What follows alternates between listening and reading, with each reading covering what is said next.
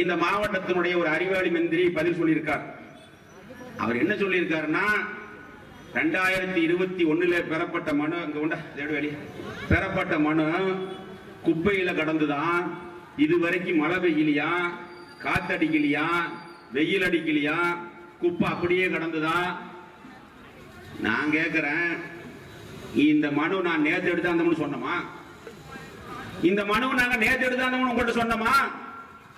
இந்த மனு வந்த உடனேயே இந்த மனு வந்த உடனேயே இதை காமிச்ச உடனேயே உனக்கு வேண்டியப்பட்ட உன் நண்பனை ஆபீஸ்க்கு அனுப்பிச்சு விட்ட. எனக்கு தெரியும் எதுக்கு வந்திருக்காருன்னு. எடுத்து காமிச்ச அவர்கிட்ட, இதை பாருப்பா, நாங்களே இது தயார் பண்ணிட்ட மாதிரி ஒரு கருத்து இருந்தது அவங்க கிட்ட.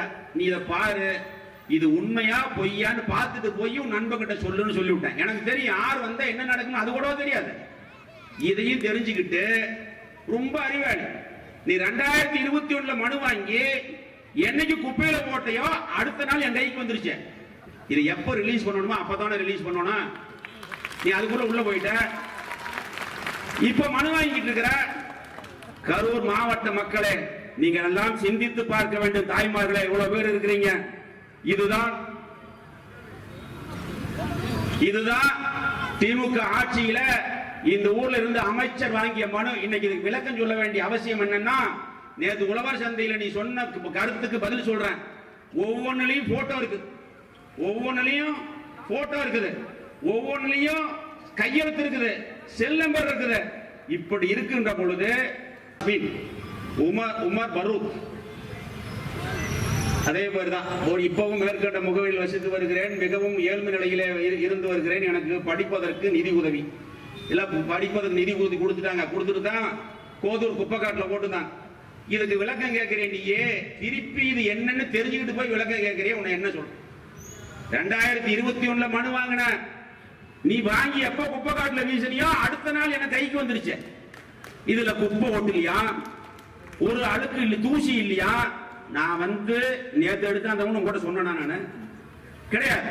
அதனாலதான் சொல்றோம், இனிமேல் தமிழ்நாட்டில் கரூர் மாவட்டத்துக்குன்னு ஒரு சட்டம் இருக்குது.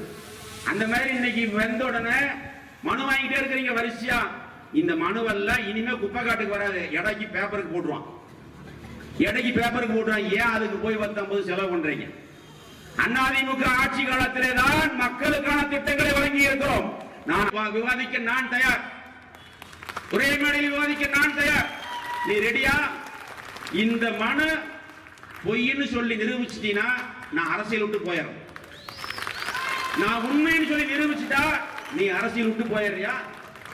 சவால் ரெடியா? நீ களம் ரெடியா இருக்குது, விளையாட ரெடிங்கிற. இதுக்கு முன்னாடி கபடி விளையாடுறோம்னு சொல்லிக்கிட்டு இருந்த. அமலாக்கத்துறை விளையாண்ட போது கபடி எப்படி விளையாண்டேன்னு எங்களுக்கு தெரியும்.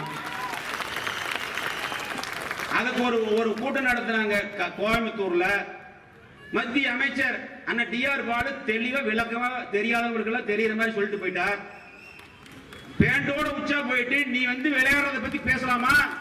தம்பி, நீ விளையாட கூப்பிடுற அண்ணன் ரெடி விளையாடுறதுக்கு. 2026 களத்திலே சந்திப்போம். அப்ப பேண்டில் உச்சா போனது மட்டுமில்ல, வேற ஒண்ணு சேர்ந்து போயிருவ. நீ பாத்துக்கோ, இது உண்மை. நீ என்ன விளையாடுற